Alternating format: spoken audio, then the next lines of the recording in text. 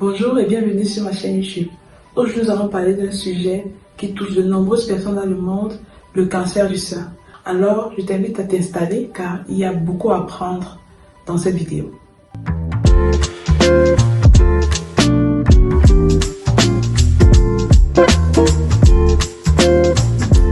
Bienvenue sur ma chaîne YouTube.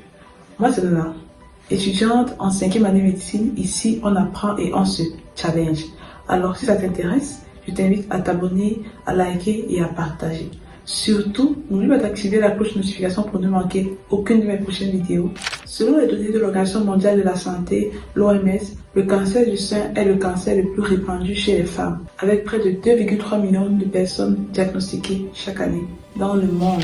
Malheureusement, il est également responsable d'un grand nombre de décès avec plus de 600 000 personnes qui meurent dans le monde chaque année de cancer du sein. Ces chiffres soulignent l'importance de la sensibilisation, du dépistage et de la prévention du cancer du sein. Car plus tôt il est détecté, meilleures sont les chances de réussite du traitement. Beaucoup d'informations circulent à ce sujet, mais il y a également des informations dont on parle très peu.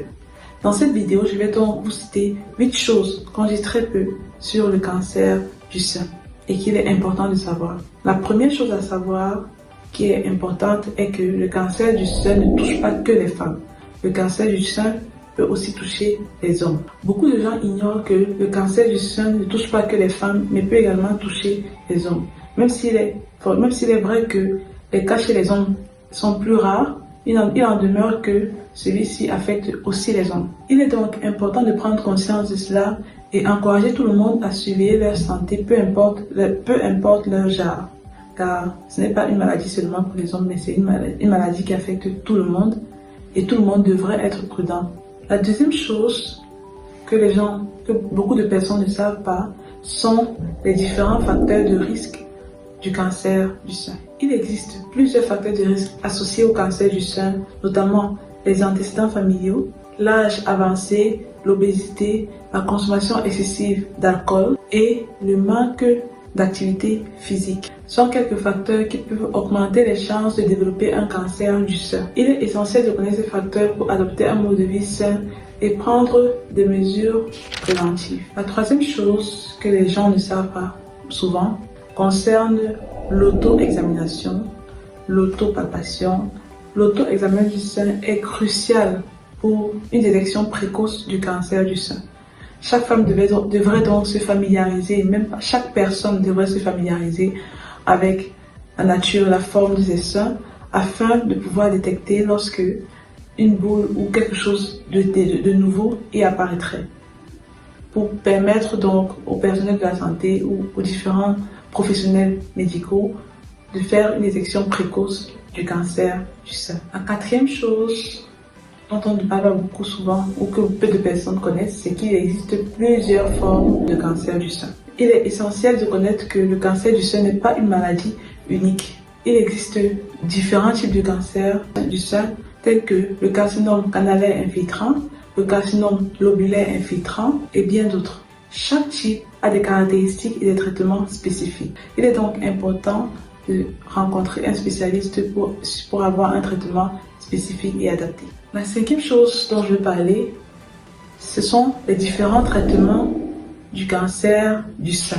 Outre la chirurgie, il existe d'autres types de traitements du cancer du sein, tels que la radiothérapie, la chimiothérapie, l'hormonothérapie, l'immunothérapie. Chaque cas est unique et les traitements recommandés dépendent de divers facteurs, y compris le stade du cancer et les caractéristiques individuelles des patients. Il est donc crucial de bien comprendre différentes options pour être bien éclairé. La deuxième chose importante à savoir, ce sont les effets du cancer sur la fertilité.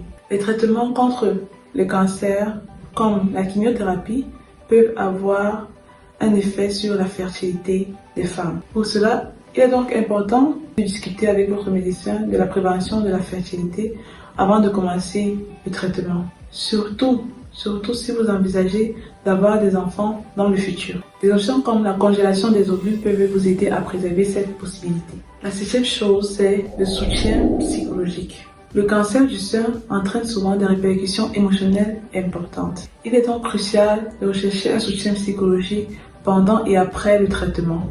Les groupes de soutien, les thérapies individuelles et les consultations avec des psychologues spécialisés peuvent aider à faire face aux défis émotionnels liés au cancer du sein.